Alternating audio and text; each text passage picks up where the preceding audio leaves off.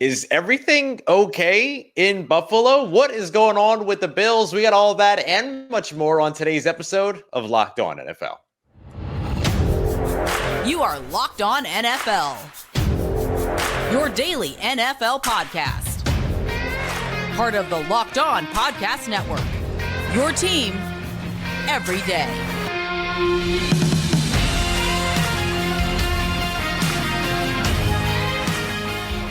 What's going on, football fans, and welcome into another episode of Locked On NFL, your daily podcast breaking down all the biggest stories from around the National Football League. Proud part of the Locked On Podcast Network, your team every day. Don't forget, you can always subscribe and follow for free on YouTube or wherever you get your podcasts so you never miss the latest episodes. And it is Tuesday here on Locked On NFL. So you've got Luke Braun at Luke Braun NFL on your favorite social media. Myself, Ross Jackson at Ross Jackson Nola, your Locked On NFL experts here on the show. On today's episode, we're going to be taking a look at a team that's surging, but you might want to pump the brakes on when it comes to expectations. We're going to be taking a look at a surprise MVP candidate, and we're going to be taking a look to start the show off, trying to answer one question. Are the Buffalo Bills okay? In today's episode of Locked On NFL, brought to you by our friends over at Jase Medical. Empower yourself by purchasing the Jase case, which is going to provide you with a personal supply of 5 antibiotics to help treat over 50 infections. Get yours today at jasemedical.com. That's JASE medical.com. So, Luke, much as the name Bills suggests, it felt like Buffalo took multiple L's on Monday Night Football against the Denver Broncos. Wow. Are they okay? You had that one holstered, huh? I was ready, bro. Ready. No, they're not. You can't turn the ball over like this and win games. It will change everything. But it feels like the Bills have something of an identity crisis right now where their team has decayed from the super team it was at like the beginning of last year, what it accomplished in 2020 and 2021, and being the contender of the AFC, the foil to Patrick Mahomes. It is not that unit anymore. They have lost too much. And now it's sort of Josh Allen and guys. And you can still win games on that because Josh Allen's that good, but not if Josh Allen's not playing that well. Yeah. And when you have a game like what he did against the Broncos, where, I mean, credit to the Broncos, they made some good plays on the ball, but I mean, those were idiot throws. Those are not the kind of throws you expect an MVP candidate quarterback to attempt. You can't do that and expect to be a serious team in the AFC. And right now they're not in playoff position. Yep. They're right now presently sitting at 5-5. They're second place in the AFC East, and that includes a conference otherwise that has the AFC North in it, which has 3 different teams with 6 or more wins. And then you, of course, have the AFC South, which is keeping things interesting as well. So they've put themselves in a bad position. Yeah. You've got the 11 interceptions thrown so far for the Buffalo Bills on the season. That gives them the third highest total, 14. And you got 2 teams tied at 12. And then they're tied with the New England Patriots, which include Mac Jones and Bailey Zappi, who basically is just a competition for who could throw the ugliest interception in a game. The Buffalo Bills are right there with those guys. And then as a total, when it comes to giveaways, 18, that's tied for the second most. And listen to the teams that are around them in that category. That it's the Cleveland Browns, who, look, just got a massive comeback victory against the Baltimore Ravens, but outside of that have been mostly a disappointment all throughout the season. There's the Buffalo Bills. There's the Chicago Bears are in there. The Las Vegas Raiders are in there. That's bad company. Bills. Yeah. And it's not the first game like this that Josh Allen has had. I mean, He started the season with a game like that, 3 picks against the Jets. He had a game like that a couple weeks ago against New England, where it's just not, it's one thing to be like, oh man, he's off today. I mean, Patrick Mahomes just had one also against the Broncos, who are on a tear defensively right now. Yep. But you can survive one of those games where you're like, oh my goodness, just a weird off day, and you can kind of put it away, but they're stacking. And you can't have them be stacking when you're supposed to be the MVP quarterback that's dragging a lifeless roster into the great beyond. It's not a formula that works, and that's going to start putting more big picture stresses on the Bills organization, I think. Yeah, you mentioned the tear that the Denver Broncos defense is on. First 5 games of the season, 36.2 points per game given up. I know that includes the 70 burger that Mike McDaniel and the Miami Dolphins dropped on their head chop. But I mean, even on top of that, you saw several games of 30 plus that they allowed as well over the course of the last 4 games, week 6 through 10. Effectively cut that in half from or better than half, from 36.2 points per game to now 16.75 points per game over the course of the last 4 allowed. And that includes games like it includes going up against teams like the Buffalo Bills and against the Kansas City Chiefs, known to be sort of those offensive juggernauts. Yeah. There's a but here, though. Well, the Broncos have given up 226 points on the season. 30% of their team total was that 70 burger against Miami. 30% of their entire season points allowed. But I am really curious to see, and I'm going to be, super deep in it watching, because it's the Vikings. So I'll be super deep in covering this. I'll be curious to see how they do in that one, because the Vikings, of all the teams on their schedule, are the team that offensively, structurally, is the most similar to Miami. Kind of haven't run into Shanahan McVay style teams that much. They've hit LaFleur, which is kind of like that, but he's sort of gone his own way a little bit. Right. But I think if they can keep this going against the Vikings, and then they get the Browns, which Stefanski's also gone his own way a little bit, and then they get Bobby Slowick and the Texans, they're going to have this kind of slew of these that are a little bit closer to structurally what the Dolphins are than what they have played in the past. That's going to be a big test. Yeah. Yeah, 100%. A couple other things that we just wanted to make sure that we mention here. Courtland Sutton's catch on the sideline in the end zone. Game of inches. Yeah, early coach. I have COTY written down. Catch of the year, not coach of the year. But also the throw and the escape by Russell Wilson beforehand. So annoying. Just Sean Payton just loves. Oh my God, because he pisses you off, and that's what Sean Payton wants to do. Yeah. Sean really wants it to be like that. And speaking of bye week magic for Sean Payton, one of the best coaches in the NFL coming off the bye week, continues here up against the Buffalo Bills. So great stuff there for Denver, for Russell Wilson, for Sean Payton. I'm still pro Payton. I know there's a lot of people in New Orleans who might not be right now. I'm still pro Payton. I love seeing this type of a win for Payton and the Denver Broncos. All right, coming up next, we're going to take a look at a surprise MVP candidate, and it's time to start looking at something we haven't seen happen in decades in the NFL. We got that coming up for you as we continue on with today's episode of Locked On NFL, part of Locked On Podcast Network, your team every day.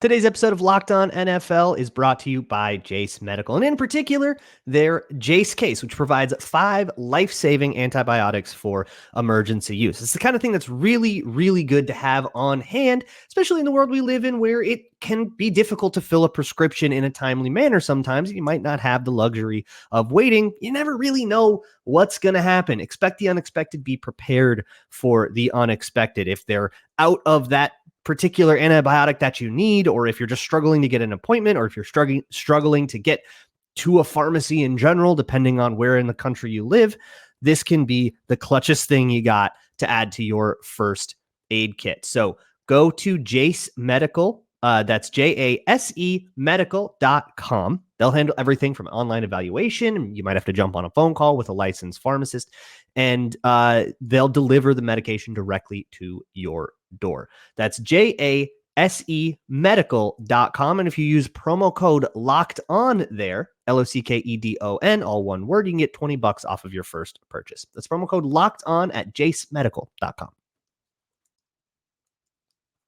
All right, everybody, continuing on with today's episode of Locked On NFL. Appreciate you very much making Locked On NFL your first listen of the day every day. Big shout out to all the everydayers out there. Make sure you're also coming back here on Locked On NFL, as well as all of our Locked On NFL shows on Fridays around 2 p.m. Eastern time, live on every Locked On NFL YouTube page to get you ready for the weekend of games upcoming with our Locked On NFL kickoff hour-long special.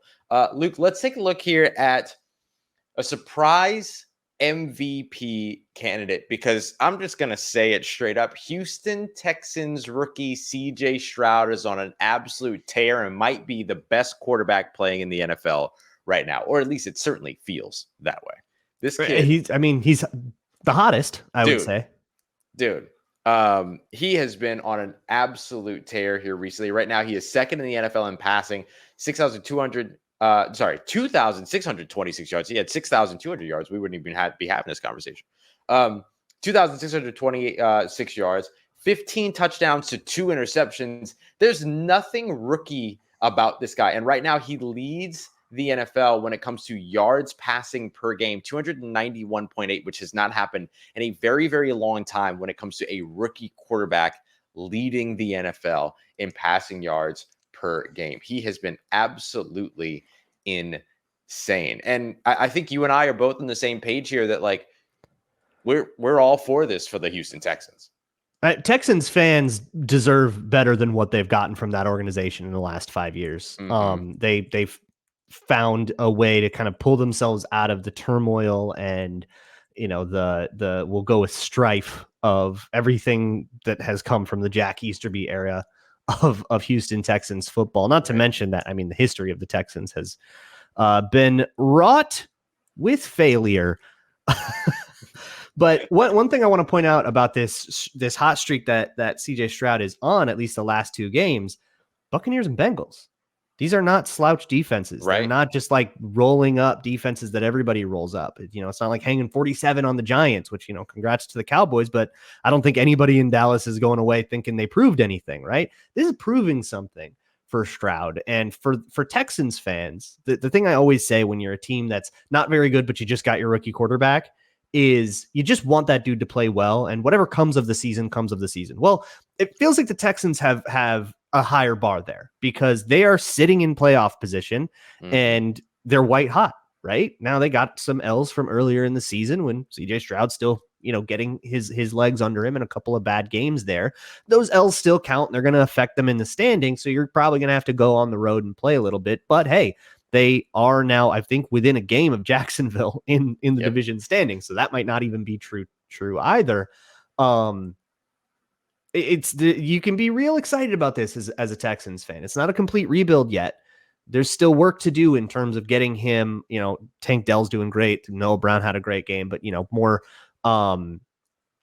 dynamic weapons and you know, more dynamic guys on defense and all that. But what D'Amico Ryans and Nick Caserio are building there is very much on the right track and a lot closer than it's supposed to be. Yeah. That's a good thing to be excited about. And at this point, you're sitting on house money.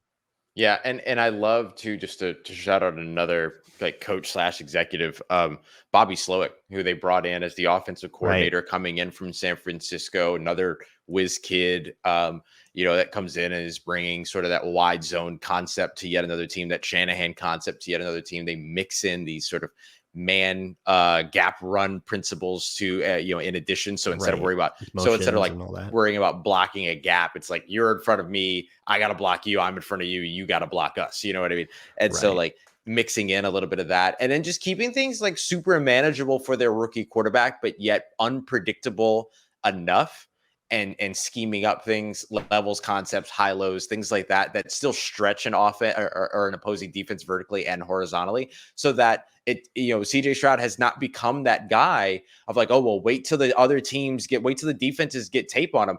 There's been tape. They played 9 games already, and he's getting better every game. Like, there's not a situation here where you're looking at it and going like, oh, well, he's going to get found out. Like, he's finding everybody else out. CJ Stroud rightfully on both of our boards going into the season, if I remember correctly, as the QB1 here. So the Carolina Panthers are swinging a miss over there. It's grim in Carolina. I think they've been piled on enough. Yeah. We won't. We already poured one out for them. Like they're all good. But it's a rough day. And you know what? For a rookie who's struggling, it's okay. Everybody gets time. Yep. CJ Stroud doesn't need it. Doesn't mean that everybody else doesn't get it. Sure. For me, MVP is Patrick Mahomes until it isn't. I don't know. That's just where I'm at. But one of the cool things with mixing in that, I'm going to get super deep. with mixing in the gap scheme stuff that you're talking about. Mm-hmm. So everybody zone runs now. I'm pretty sure every team in the NFL zone runs like that. That has just taken over, and that's what everybody does. And I think what separates teams stylistically is how they choose to subvert it. The reason zone is popular is because of the way it sets up the defense, because it gets the defense moving horizontally, and there's 4 million ways you can attack that, right? Some teams like the Packers with Matt LaFleur want to do that with RPOs, and by using that to influence the passing game, essentially get them going left and then throw to their right. Mm-hmm. There are some teams that want to, like McVay, that want to stick in that zone and essentially find ways to open it up even with the defense flowing in it using motion or whatever. And the Shanahan way, which is what Bobby Sloak has brought to Houston. It's what Kevin O'Connell has brought to Minnesota after last year. He was kind of in the McVay world. Now he's in the Shanahan world, what McDaniel is doing in Miami so effectively. And if you look at these offenses, they're like the top offenses in the league are everybody who was featured on the Play Callers podcast at The Athletic. Shout out Jordan. Like it's literally like 1, 2, 3, 4. But what is special about using counter and power is that it uses down blocks. So if you think about it, if you run zone left, offensive linemen are going to flow to the left. Defense will flow to the left. If you run counter to the right, you got one puller going to the right and everybody else is flowing to the left just like they would on zone. But instead of trying to reach you, which as a defender, he's trying to get to my left shoulder. I got to deny that if they're going left, right? I got to go get in front of him. But if they're just down blocking you and you're moving along with them, you're doing exactly what they want on that. And that has helped. That San Francisco's been living on that for a while. A lot of teams, that the one team we haven't mentioned that's living on this like exclusively is Detroit. Detroit is destroying people with this. Yeah. And it's one of those things that, there's a lot of different ways to go about this, no wrong way to eat a Reese's, but this is the one that I think has seen the most success by far. So good on you, Houston. Yeah, absolutely. We kind of got into the MVP conversation just for history's sake. The last rookie, actually the only rookie to win NFL MVP their rookie season was Jim Brown, 1957. Give me one vote. I'd like it's Mahomes until it isn't. I'm with you on that. But give me one vote for Stroud. That's a good thing to hang your hat on, because for the Texans, the world is in front of them, not behind them. All right, coming up next, while we're excited about the Houston Texans, there's one surging team that I'm saying let's pump the brakes on just a little bit. We're going to get to our yike and our like to close out today's episode of Locked On NFL, part of Locked On Podcast Network, your team every day. Today's episode of Locked On NFL is brought to you by FanDuel, America's number one sportsbook. And it's America's number one sportsbook for a reason, including but not limited to a wide array of spreads, player props, over-unders, all kinds of great stuff. Explore the site. You get lost in it for hours.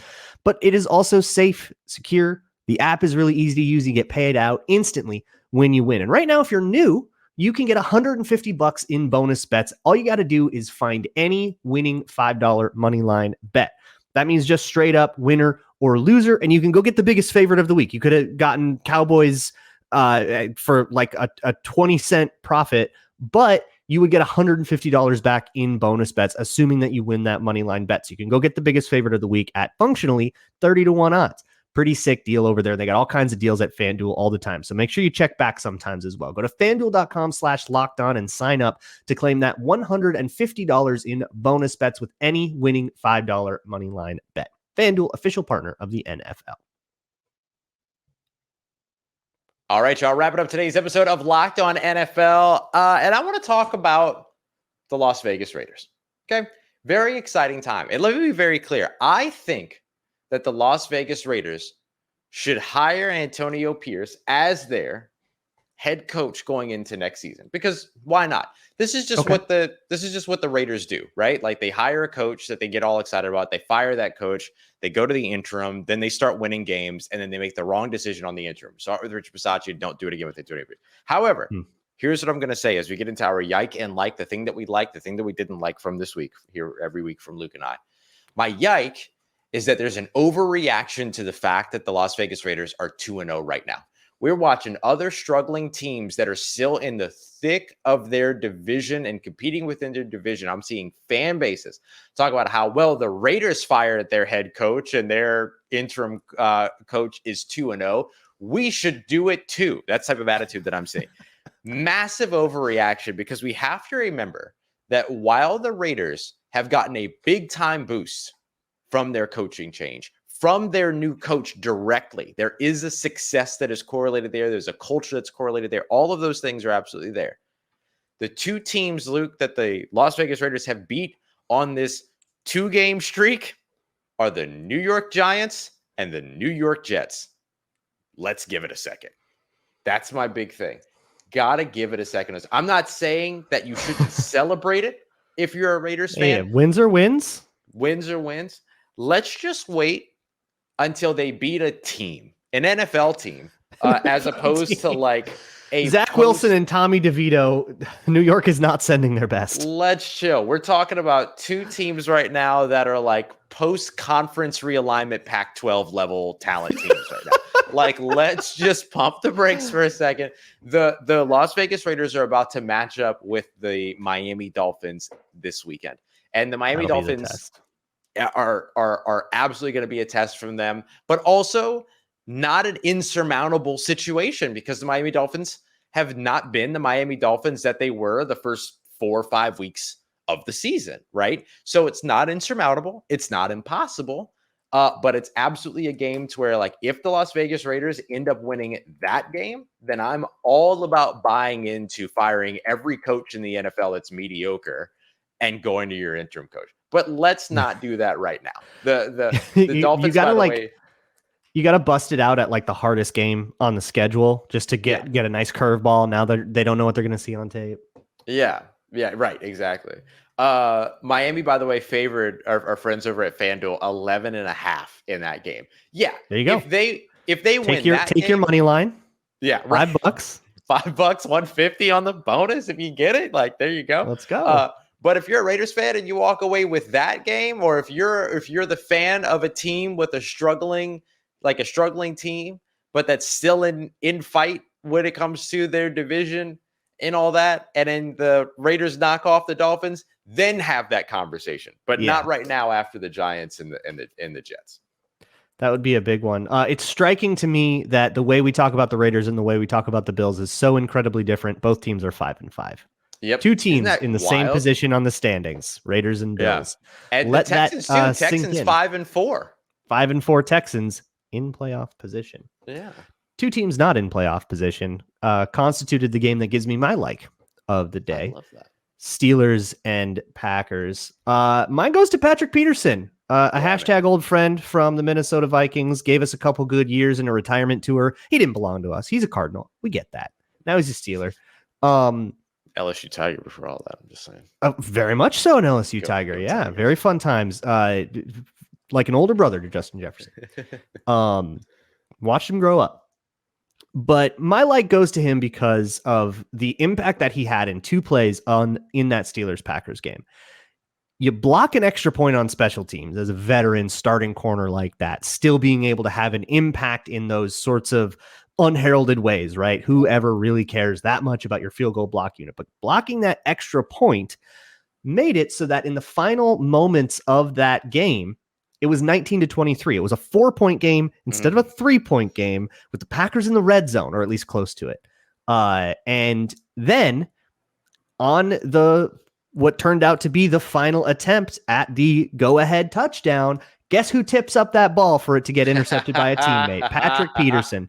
So he set him up and he knocked him down. He made him have to go for that touchdown, and then he got the pass breakup on that touchdown that turned into a tip drill interception, clinching the game for the Pittsburgh Steelers, who just will not stop winning. Yeah, for real. Talking about a team that's 6-3 right now, man. Mike Tomlin, get it done again. Get it done again. He's 3 wins away from again not finishing under 500. Like, let's go. I love it, man. Cook, old man. Cook. Yes, for real. Did you see that video of him? He was like walking through the tunnel and somebody's like, "Yeah, let's get this win." And he turns around and he's like, "I'm effing working, man." I'm like, yo, that's the greatest. Man. That's exactly who Mike Tomlin is at all times. I'm effing working, man. I love it. That play that you mentioned, by the way, did indeed take place in the red zone. It was from Pittsburgh's 16-yard line. It was in the red zone. Okay, I knew it was close. Easy field goal position, but yeah, couldn't get it done. This is football's about the moments. Football's about the moments, man. That's awesome. That's a really good one. I'm going to give mine to something similar that kind of fits the same kind of vibe. My goes to last second wins, but this one comes down to field goal kickers. 6 different games this week decided by last second field goals, including the Monday night game. Will Lutz, Sean Payton reunited. No, this is not 2018 New Orleans Saints. These are the 2023 Denver Broncos kicking a field goal to win the game in a big time matchup and keeping that post bye week magic like we talked about for Sean Payton alive. That was awesome. And I love seeing games that come down that close. Either give me games that come down to the very last second or give me the absolute blowouts, nothing in between. I don't want you don't want 24-10, No, yeah, leave me alone. Yeah, leave me alone with those. I want 70-20 or I want 22-24 on a last second field goal. And Denver's just giving me all of it. I love it. So I'm hearing you did not enjoy this week's Saints game. Yeah, for a couple reasons. Yeah, Luke and I got to cover a perfectly normal football game. Yeah, a game that was that 95% win probability at halftime. Jeez, man. My yike goes to specifically Bill Barnwell, a little bit Courtney Cronin in the Before the Horn series of social media clips that Around the Horn will post sometimes of them just kind of sitting around. It wasn't like official content. They're just sitting around before like the actual recording got started and shooting it, as it were. But apparently Bill Barnwell has a conspiracy that the entire Joshua Dobbs story that everybody is so enamored with is manufactured for social media clout. This is deeply insane for a number of reasons. He was asked to explain this, as any sane person would. And he said essentially that it makes no sense that he doesn't know people's names yet. So he still has like a cheat sheet for like who was who on the sideline in that Saints Vikings game. He's been there for 12 days. There's probably about 100 people you need to get to know when you think about your teammates, practice squad. That's like 62 or 63 or something like that. No, more than that. It's like almost 70 people. That's 68 players. 68 players. All the coaches, assistant coaches, trainers, injured reserve that are around too, and all this equipment people, assistants. Yeah. That's a lot of people to get to know in 12 days. I certainly couldn't do it. Maybe Bill Barnwell has a bigger brain. But it really got me when they started to make fun of him for not knowing where the locker room was, the home locker room in US Bank Stadium. He's been to the visitor locker room in US Bank Stadium, but never been the home team there. There's this clip of him coming out of the elevator and there's a security guard that's like giving him directions. And Courtney Cronin interjects with that locker room is like 30 feet away from that elevator. It's like the first door.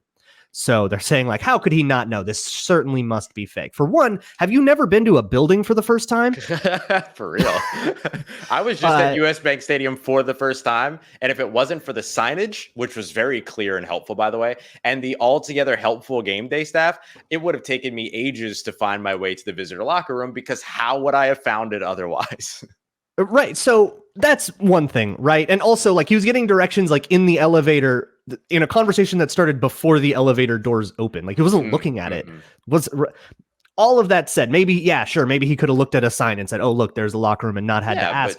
But also Bill Barnwell says, well, you've been in the facility for 2 weeks every day. You expect me to believe you don't know where the locker room is? Yeah, Bill, that's a different building. That's not even in the same city. That's in Eagan. That's like a good 15, 20 minutes away, more with traffic. That's a totally different place, Bill Barnwell. Do you know where buildings are? Come on, man. Get out of here with that conspiracy. It was like a halfway serious conspiracy thing, but it also just kind of read like them making fun of a dude for not having been to a building before. Kind of weird, y'all. You don't have to be we're going to just enjoy a story. Yeah. Yeah. And it's altogether a fantastic story. And he was phenomenal on Sunday. Absolutely phenomenal to watch on Sunday. And so was Kevin O'Connell, who also needs a ring-a-ding-ding of the bell, because he has been excellent under all of this this whole situation.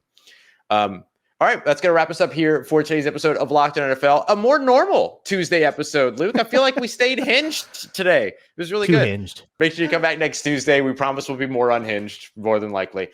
We appreciate you very much for being here. Make sure you swing back tomorrow as well. Wednesday, you got James and Chris. We're going to be answering the biggest questions, take a look at power rankings, all that good stuff. So we appreciate you very much for joining us here for another episode of Locked On NFL. Here's part of the Locked On Podcast Network, your team every day. Appreciate you making us your first listen of the day every day, and we will see you here on Locked On NFL again here very soon.